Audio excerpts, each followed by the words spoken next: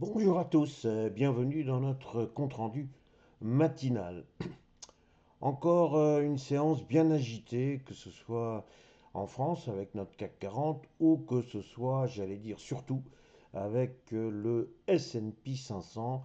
La saison des résultats promet toujours beaucoup de volatilité parce qu'encore une fois, il ne faut pas que les opérateurs soient surpris par des résultats dans un sens ou dans un autre. Et lorsque c'est le cas, eh bien, on voit une très forte agitation. Et donc, ce fut le cas hier avec des poids lourds qui ont subi quand même des corrections assez sévères, hein. Apple, pourtant, qui nous dit que c'est absolument incroyable, hallucinant le nombre d'iPhone qui sont vendus, et pourtant bah, les opérateurs ils demandent encore autre chose. Et si on essaie une petite synthèse, eh bien on voit que les entreprises américaines qui s'en sortent bien, si je peux m'exprimer ainsi, avec l'intelligence artificielle, c'est-à-dire qu'en réalité ils gagnent de l'argent par rapport à leurs investissements, alors là oui effectivement il y a applaudissement de la communauté financière. Si en revanche il y a beaucoup d'investissements pour des résultats que l'on va considérer un peu médiocres, ben immédiatement, c'est la sanction. Donc, par exemple, on a vu que Microsoft hier a pris une grosse claque, mais qu'en revanche, Meta s'en est super bien sorti. Donc voilà, il y a énormément de nervosité. Vous ajoutez à ça, bah, évidemment, le contexte géopolitique qui ne s'améliore pas en quelque sorte, puisque il y a sur l'Iran une menace importante. Et donc on se demande bien pourquoi M. Trump nous sort une telle armada, si c'est pour venir dire, bon bah écoutez, j'ai fait un petit tour de bateau, et puis je rentre. Bon, donc on peut s'attendre à un moment ou à un autre à un épilogue iranien, et en espérant que ce ne soit pas un véritable drame de plus pour une population qui n'est franchement pas épargnée. C'est une horreur absolue ce que ces pauvres Iraniens sont en train de vivre. Mais revenons immédiatement à notre CAC 40. CAC 40 qui voudrait rebondir, il voudrait bien, mais il peut point. Et on voit bien qu'hier, eh bien, il y a eu une ouverture qui était plutôt flatteuse. On pouvait croire effectivement à ce que tout aille mieux, et puis finalement non. Voilà, on tergiverse. Et tout ceci se solde par une bougie rouge qui n'est pas du plus bel effet.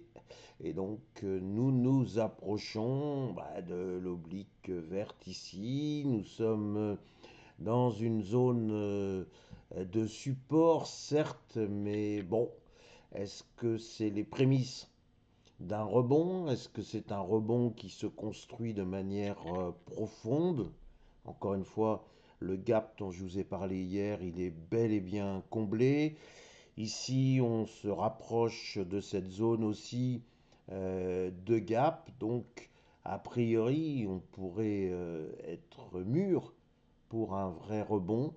Encore faut-il qu'on ne soit pas gêné par une forte baisse désormais des indices américains qui, quelque part, auraient besoin de prendre des bénéfices. Donc la situation pour le CAC 40 est véritablement inconfortable.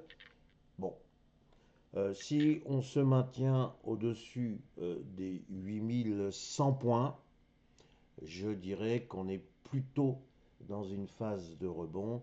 Si en revanche on ne veut pas tenir les 8000 points, alors bah, effectivement, il ne s'agirait pas d'aller choisir le camp acheteur. Ce serait un petit peu le voyageur qui s'installe dans le train mais qui ne sait pas du tout quand est-ce qu'il va partir.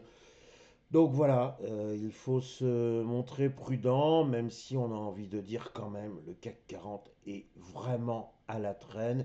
Et est-ce qu'il mérite quand même cette sanction par rapport aux autres marchés? C'est pas tout à fait certain. Et il peut y avoir une rotation en faveur du CAC 40.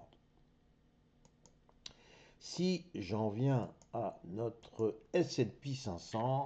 Alors là, j'ai titré grosse agitation et vous n'allez pas m'en vouloir de ce titre, tout simplement parce que regardez, considérez l'immense bougie inférieure de la bougie rouge qui caractérise la séance d'hier avec notre S&P 500. Le S&P 500, il s'en sort quand même très bien, hein, moins 0,13%.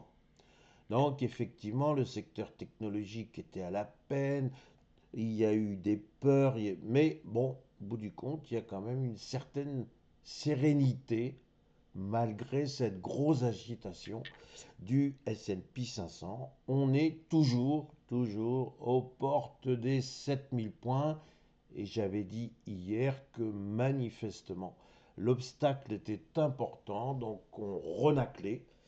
Et il y a quand même quelques difficultés pour passer ce fameux obstacle symbolique des 7000 points. Donc, on remet sur l'ouvrage, on se reprépare sans doute à passer ces 7000 points, mais il faudrait être aidé, et aidé par quoi? Essentiellement par des résultats d'entreprise. Alors aujourd'hui, c'est une journée importante aussi du côté de la Fed, parce qu'on devrait savoir cet après-midi, donc dans la matinée américaine, quel est le choix définitif de M. Trump. Ce qui est certain, c'est que la communauté financière est très attachée à non seulement la compétence de la Fed, mais surtout son indépendance. Quelque part, on veut avoir notre boussole, et cette boussole, elle doit être absolument indépendante du ou des pouvoirs.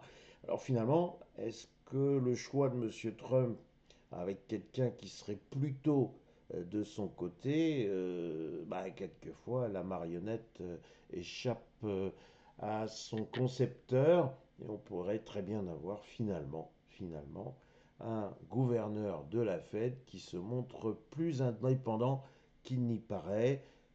Il faut relever que pour la dernière réunion de la Fed, il y a eu finalement que deux personnes qui voulaient une baisse des taux. Tous les autres étaient d'accord pour un statu quo. Donc en fait, le consensus que l'on recherche au sein de la Fed, il continuerait d'exister nonobstant les assauts présidentiels.